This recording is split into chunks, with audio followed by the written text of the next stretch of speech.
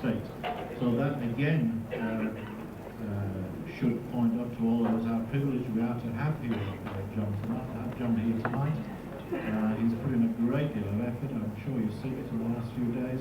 And so, could I ask you, John, would you like to come up and speak?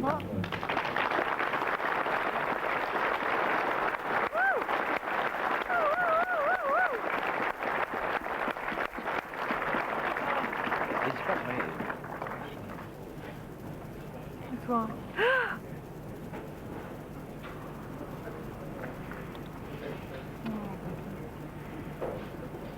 It's a great honor for me to be here to say thank you for your support of the first landing on the moon.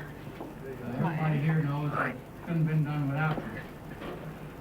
We've heard Bob Leslie give a wonderful talk on what all has really been going out there in the trenches.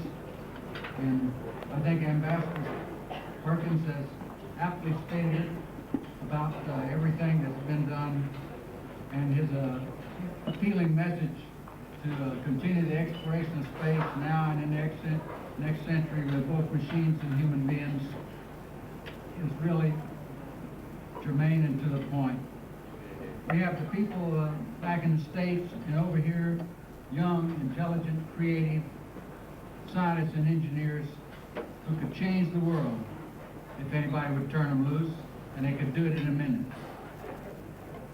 And the cost I always think is I wonder if we can afford not to do it, because I really believe the success of the human race in the next century is going to be greatly dependent on how fast we're able to advance science and engineering around the world. Well, that's my speech.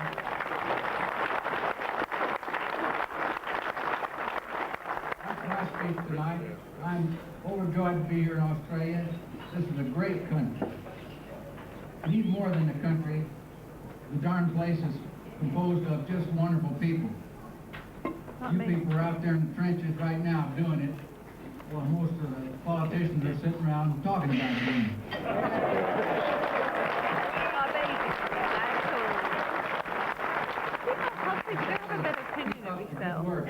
We have a couple of presentations to make here. Oh. Look at that. Wait. Our son, that son. The first one is from Malcolm Farrell. Malcolm? Why? Oh, yeah, that's what it is. If you could name Malcolm Farrell, you get a reward. Presented to the Australian Space Council, Government of Australia, with thanks for your interest and support of space exploration. And we sure appreciate everything you've done to help make us get smarter faster. But we got a long way to go. Outside.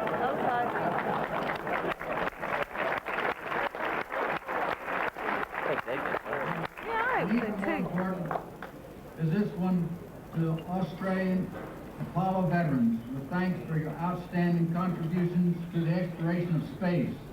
And what this is a picture of Saturn V with a beautiful picture of Australia that was made by the guys, handheld picture made by the guys on Apollo 17, a space shuttle launch over here. It's human space exploration, and I confess that I was sitting on top of this Saturn V, and on top of that there's space shuttle. But the important part of this presentation to the Apollo veterans are these two patches down here. Because as you know, if you hang on to these patches long enough, pretty soon they become very valuable. Thank you for all your efforts. It's been wonderful. I sure enjoyed being here in Australia. Thank you. I thought it was you. I owe you one, Melissa. A big one. And here's another presentation he gets. We were just sitting around talking about Mike. You know, he retired. I'll get you back when you come down. Maybe a little more than 24 hours ago. And we were discussing about how little the Jet Propulsion Laboratory knew about actually building antennas. But here is something that shows we didn't know what we were talking about, because here's an antenna built by the Jet Propulsion Laboratory. And let me read you what it says. to Mike Dinn, with best wishes for your retirement from your friends at Oh, JP. whoa, whoa, whoa. A beautiful Mike. Woo! Woo!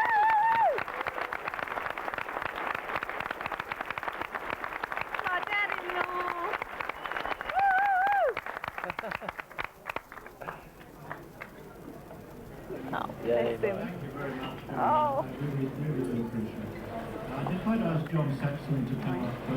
We just have a small task to complete, which goes back to John Young's mission on Apollo 16, when John had the privilege of speaking with John on the lunar surface. I'll let John remark on that. He sent me a message at JPL. He couldn't resist sending it to tell me to talk to someone on the lunar surface, because I had the joy of talking to Apollo 8, and John never got over that. That's quite true.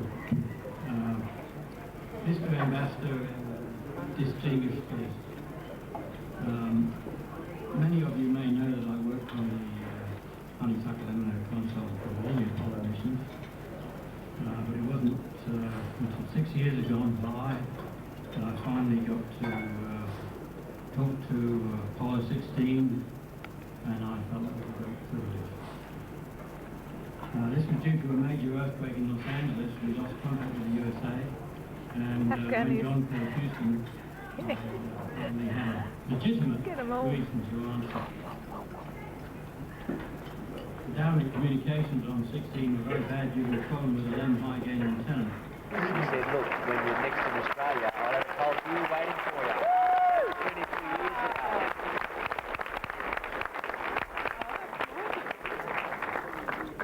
So here's to the next 22 years. Woo!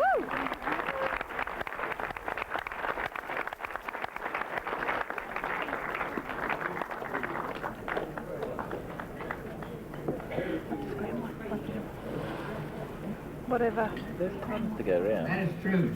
When we were on the moon, we said to the people on planet Earth down there at Honeysuckle, we said, have a swan for us.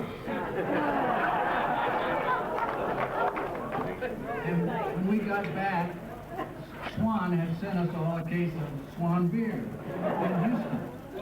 And then, sitting with 7 fellows who used to be at Honeysuckle who are still working at Tidbit Villa, I found out just yesterday that not only had they sent beer to us, they sent beer to the Honeysuckle tracking station. Quite a few beers, they told me.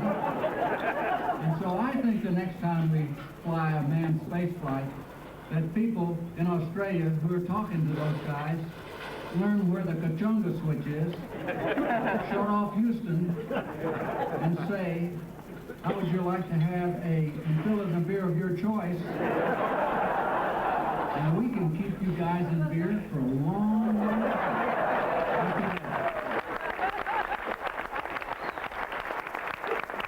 You've got a dessert behind you, don't you? Just about to close. Before I do that, I might just mention in passing, there are some publications out by the Sky Space magazine, represented here this evening, who have been sponsored, I might say, of John's visit. There's a number of sponsors of John's visit.